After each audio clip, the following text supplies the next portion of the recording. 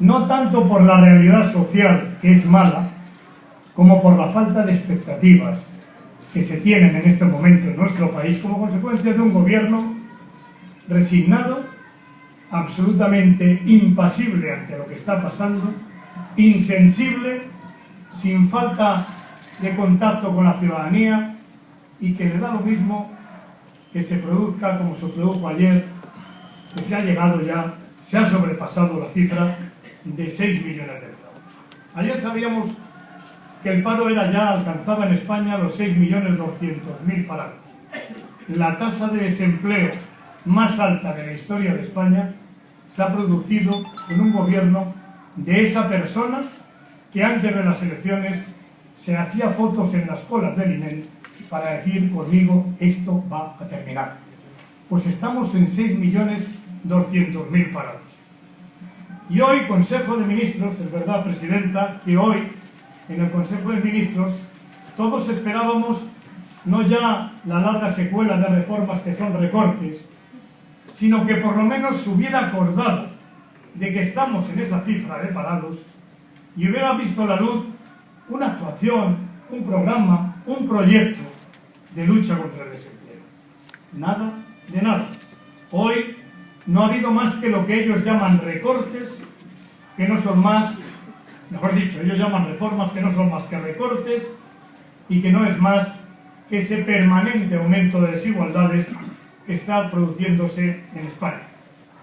He leído ahora la prensa digital y veo en un periódico que dice: el gobierno bajará el IRPF en 2015 y aprueba reformas sin recortes.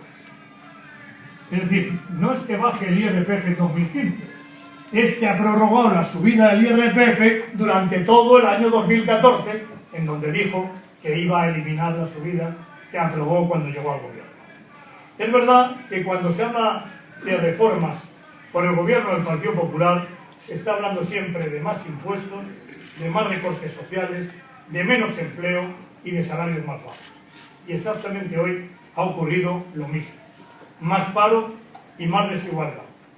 Y sobre todo menos esperanzas. La única reforma que ha hecho hoy el gobierno ha sido la reforma de las previsiones económicas. Nos ha dicho que este año la economía no va a caer como pensaban el 0,5, sino que se va a desplomar casi al triple de lo que nos dijo anteayer. Por cierto, la Junta de Andalucía, cuando hizo el presupuesto, ya dijo que la economía este año iba a caer por encima del 1%, más de lo que dijo el Gobierno de España. Hoy el Gobierno de España reconoce que la economía va a caer más de lo que nos dijo y que el paro va a aumentar más de lo que previó. En unas circunstancias como estas se va a producir también, es curioso, porque se producen recortes, se produce todo lo que el Partido Popular puede meter de tijera, pero el déficit no solamente no se reduce, sino que se mantiene inalterado. Y hoy mismo nos dice que el año que viene, o este mismo año, el déficit va a ser un 40% mayor de lo que nos dijo el año pasado cuando hizo los presupuestos. Un déficit que es 40% mayor, porque va a ser no el 4,5, sino el 6,3, pero que esa subida del déficit, que son, si no me equivoco, 6.320 millones que habrá que recortar, se la queda todo el Gobierno de España. Una vez más, en el reparto del déficit, el Gobierno de España deja que el mayor ajuste lo tengan que hacer las comunidades autónomas, mientras que el Gobierno de España se queda prácticamente exactamente igual que cerró en el año 2012. Es decir, ellos no van a tener que hacer ningún esfuerzo de ajuste y las comunidades autónomas vamos a tener que reducir en 6.300 millones el gasto público. Pero las comunidades autónomas tenemos la sanidad, la educación, los servicios sociales. Por lo tanto, ya tenemos ahí el primer recorte. Tendremos que recortar en 6.320 millones porque la Administración del Estado y de la Seguridad Social no va a recortar absolutamente nada. Quiero deciros que el Consejo de Ministros de hoy es un consejo que demuestra que tenemos un gobierno en la obstinación y en la resignación. En la obstinación de seguir manteniendo como única política dejar que el crecimiento venga solo, hacer simplemente como objetivo político y económico reducir el déficit, y la resignación de que da lo mismo que aumente el paro, porque no hay ni una sola medida para luchar contra el paro. Desde que gobierna el Partido Popular, se han destruido en España 1.173.000 empleos. 1.173.000 empleos. En los 2 últimos años de Zapatero, que para el PP era un desastre, se destruyeron 842.000 empleos. Y aquí, en un solo año, año y pico, se han destruido 1.173.000. Quiere decirse, y aquí en Andalucía igual, que con José Luis Rodríguez Zapatero en sus 2 últimos años, en Andalucía se perdían 197 empleos diarios. Y ahora se están perdiendo 500 empleos diarios. Cada día. Es la sangría mayor de empleo que se ha producido en España desde hace mucho tiempo. Y dejadme que os diga que la ciudadanía ya siente la fatiga de la crisis, pero una crisis que ya ni siquiera podemos hablar como tal, porque no es una crisis lo que estamos viviendo, es mucho más que una crisis, es una depresión de expectativas, es fundamentalmente el sufrimiento del desempleo, el sufrimiento de no poder pagar y afrontar las deudas que tenemos, pero es también la desesperanza, es el desarraigo, es la desigualdad, es la pobreza y es sobre todo el hartazgo de la ciudadanía ante un gobierno que parece que no gobierna, que está resignado, que piensa que todo es irremediable. Y ante una situación como esa, ayer que se conoce la cifra del desempleo, ayer que sabemos que estamos por encima de los 6.200.000 parados en España, lo que nos dijo la gente del Partido Popular es que se estaba recuperando la economía. Estamos jugando con el espejismo de la recuperación y eso produce hartazgo, produce enfado, produce desistimiento, produce una sociedad que está conmocionada y que está ya al margen de la política. Por eso, es verdad que es importante recuperar la economía, es importante recuperar el crédito financiero, pero lo más importante es recuperar la confianza política. Lo que tenemos que hacer en este momento es que la ciudadanía recupere la confianza política, sabiendo que es posible otra política, o sabiendo sobre todo que solo desde la política podremos salir de esta crisis. Solo desde decisiones políticas. Hoy leía un artículo en El País en donde Fernando Vallespín nos decía que Rajoy es el primer caso en la historia de la política en la que un líder se presenta a sí mismo como inútil. Y es verdad, no, lo decía porque es verdad. Decía, hago lo que tengo que hacer, no puedo hacer otra cosa. Sube el paro porque tiene que subir. Nos tenemos que resignar porque no cabe otra cosa que hacer.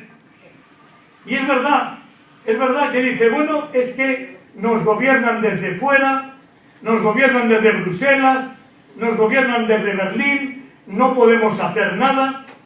Es decir, que nos gobiernan los que no hemos elegido y los que hemos elegido no gobiernan.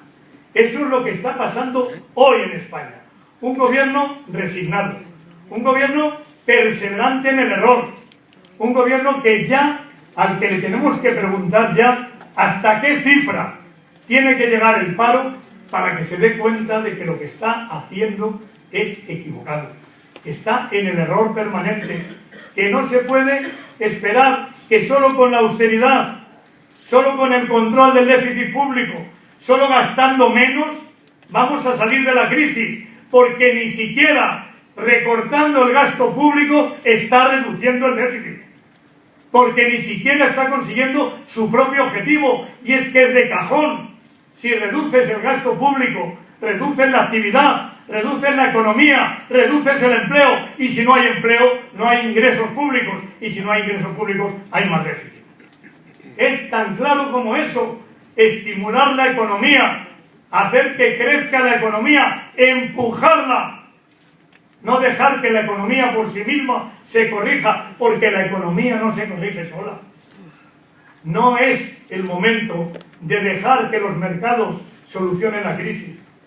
No es el momento de la resignación y pensar que dejando las fuerzas del mercado que actúen se va a resolver la crisis. Es el momento de actuar desde lo público.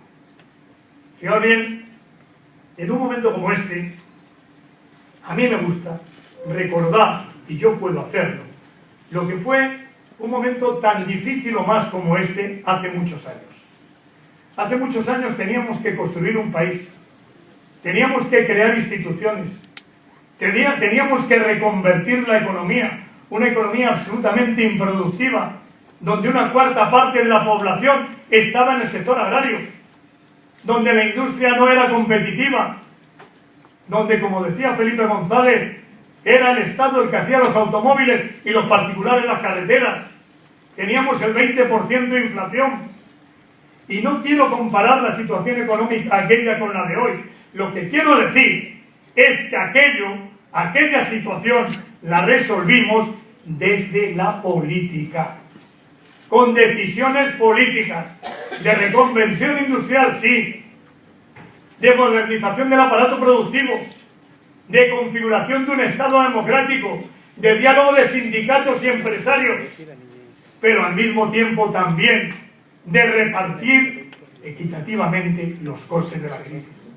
Todo eso se hizo, y ahora cuando analizamos y estudiamos cómo ha evolucionado la economía en España, y lo que acaba de hacer la Fundación Alternativas, que ha estudiado la desigualdad en España, y nos dice que el mejor periodo, aquel en el que en España se redujeron las desigualdades, fueron los años 80, hasta la crisis de los 90. En esa época supimos hacer dos cosas: confiar, sí, en la economía de mercado, en empresarios que crean empleo, en libertad de mercado, pero comprometimos a los gobiernos que la creación de riqueza se distribuía también, con sanidad pública, con educación pública, con pensiones, con servicios públicos. Y esa fórmula la hacíamos no solos, sino con empresarios y sindicatos. Y hoy, que la derecha se dedica a asediar, a acosar, a maltratar y a perseguir a los sindicatos, quiero decir que este país es hoy lo que es gracias a los sindicatos de clase que en aquella época,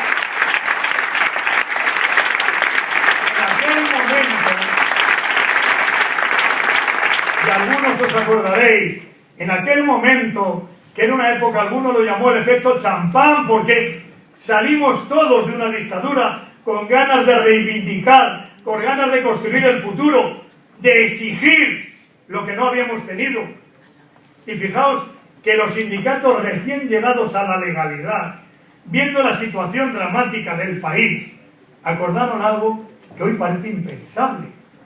Con una inflación de casi el 20%, dijeron: vamos a negociar los convenios no para recuperar el coste de la vida, sino por la inflación prevista. Fijaos el sacrificio que fue aquello. Y la inflación del 20 pasó al 6, al 7, se bajó. Y la economía creció. Y a partir del año 85 empezó a crearse empleo. Y se hizo la Ley General de Sanidad.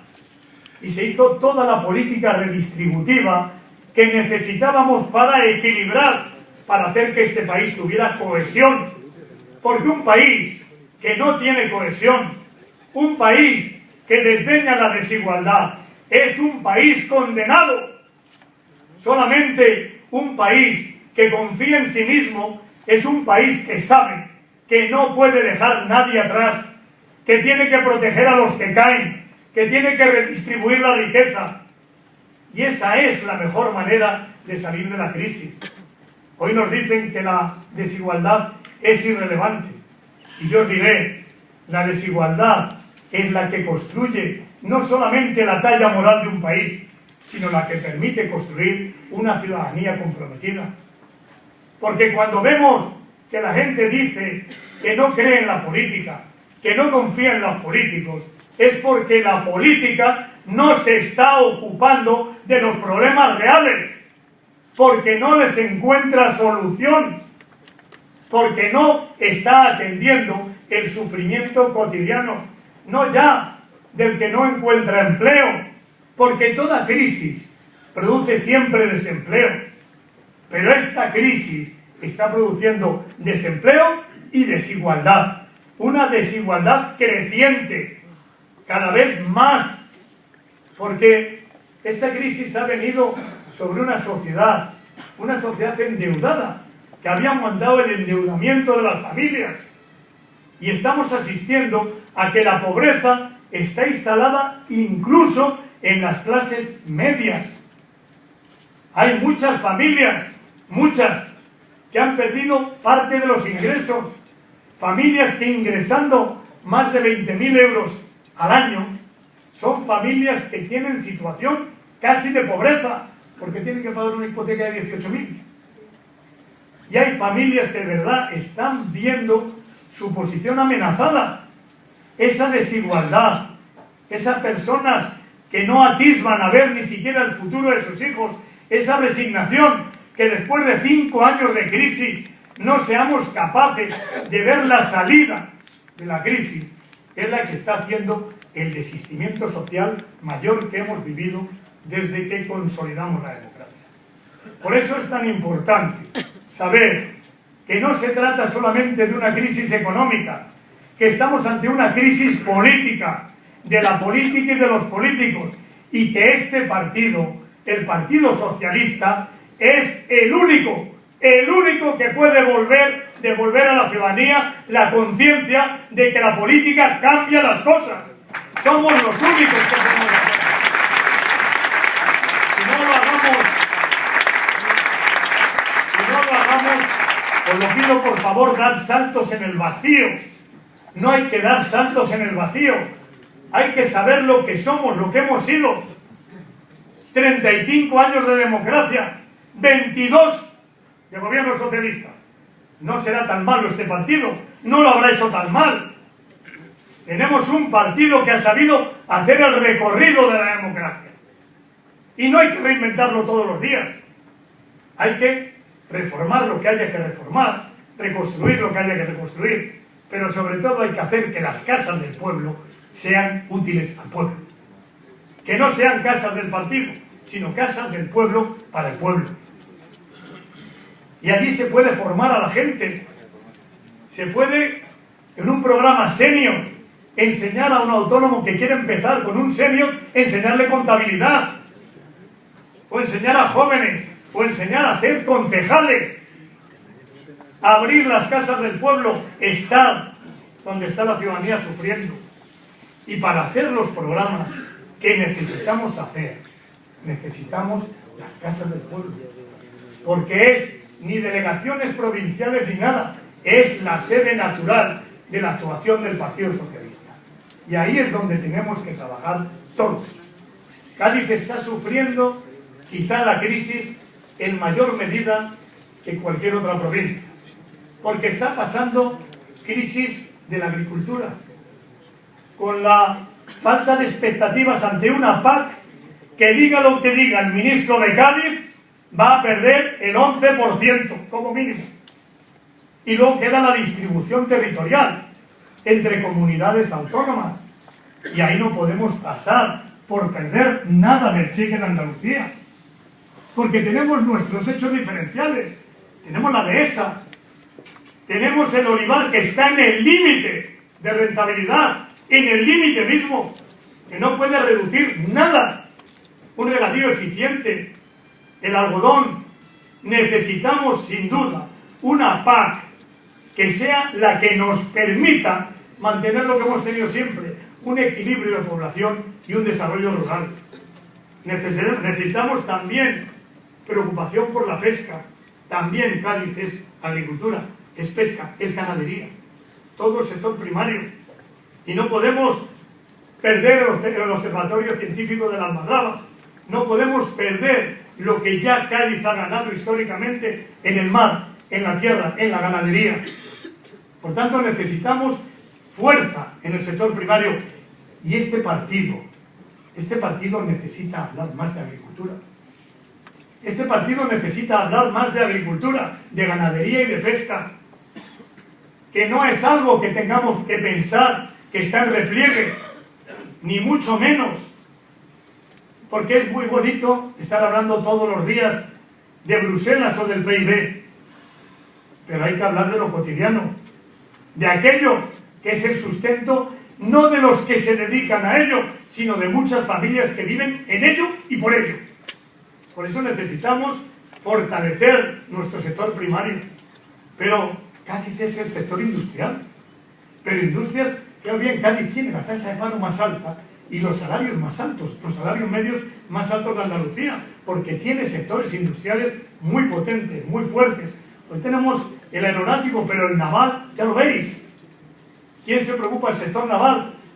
Podemos hacer clúster, podemos hacer industrias auxiliares que sean competitivas, pero necesitamos pedidos. Pero no pedidos esporádicos, necesitamos pedidos permanentes, porque tenemos capacidad en los trabajadores, cualificación, capacidad en los astilleros. Por tanto, necesitamos también fortalecer. También tiene futuro. Los astilleros es una industria de futuro también. Y necesita conocerla la población. La población no puede estar sin saber lo que tiene. Porque cuando se conocen los astilleros, y algunos, bastantes de vosotros, habéis estado en ellos, os dais cuenta de la enorme potencia que tienen. Vamos a tratar de que, aunque sea la televisión, nos lleve a los hogares lo que son los astilleros. No es solamente una lucha, la lucha es porque hay algo que conservar y hay algo que defender, y eso hay que conocerlo. Y los puertos, el puerto de Algeciras. Sabéis que fui el primero en decirle al ministro de Fomento socialista que podíamos parar, y de hecho no me importaba parar autovías, que podíamos parar, incluso ralentizar la alta velocidad, pero que lo que no podíamos es detener, porque era la oportunidad histórica, era la salida del puerto de Algeciras. Y nos vinieron agrediendo, casi ofendiendo, con el eje del litoral. Y yo lo dije, a riesgo de perder el electorado, pero lo dije, Algeciras tiene también su salida ya, que hay que construir. Ya veremos si llega el eje del litoral, ya lo habéis visto. En cuanto llegó al PP, no llega ni a Almería. No llega ni a Almería. Pero Algeciras, no solamente por la zona de actuación logística, sino por el mismo puerto, es una riqueza incomparable porque no tiene comparación en toda España.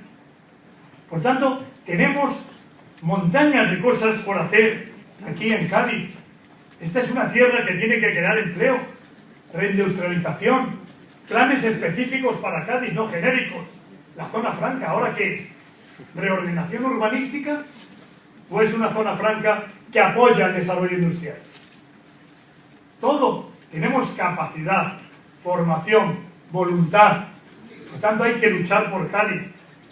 Y hay que hacerlo además sabiendo que podemos conseguirlo. En el futuro, Cádiz tiene poblaciones amplias, pocos municipios poblados, formación que tiene que ir en aumento, capacidad económica, buena ubicación geográfica, es apta para el turismo, es apta para el desarrollo industrial, para el agrícola, para el ganadero, para el pesquero. Tenemos que hacer un gran programa para Cádiz y para toda Andalucía. Andalucía está sufriendo mucho los efectos de la crisis. Está sufriendo mucho la caída del sector de la construcción. Está sufriendo muchísimo también la desatención permanente, por cierto. Hablando de desatención, ¿ha venido Montoro a hablar contigo, Gemma? Pero sí fue a Jerez, ¿verdad? ¿Eso es sectarismo? ¿O eso es política de un gobernante? Tenemos ayuntamientos con tantos problemas o más como Jerez. Y me parece muy bien atender a Jerez. Pero hay más ayuntamientos. Si queremos sanear ayuntamientos, hagámoslo. Yo recuerdo que siendo ministro de Trabajo, liquidé la deuda de seguridad social de los ayuntamientos. No sé si os acordáis. pues a lo mejor hay que empezar por hacer y tomar decisiones drásticas también. ¿Verdad? Vamos a verlo y dejadme que os hable un poquito del futuro inmediato. El futuro inmediato tiene que ser los problemas reales de la gente. Verad, veréis, tenemos ahora mismo en perspectiva, después de 5 años de crisis, pocas esperanzas, menos con lo que ha dicho el gobierno de España, de salir pronto de esta crisis económica. Ya nos dicen que vamos a terminar la legislatura con una tasa de paro más alta que la que tenía Zapatero. Los que iban a crear empleo, los que se ponían en las colas del INEM para hacerse fotos.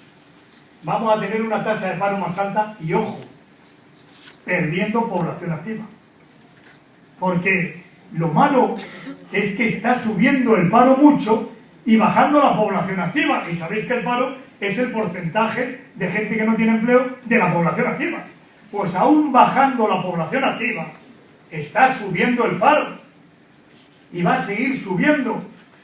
Y necesitamos, por lo tanto, darse cuenta o darnos cuenta de que el problema de España y de Andalucía es que las desigualdades están creciendo, que hay familias que no tienen ninguna expectativa, hay familias tradicionales de la clase media que están yendo a bancos de alimentos y necesitamos programas que no por eso nos tenemos que mirar para otro lado, tenemos que mirar los problemas y solucionarlos.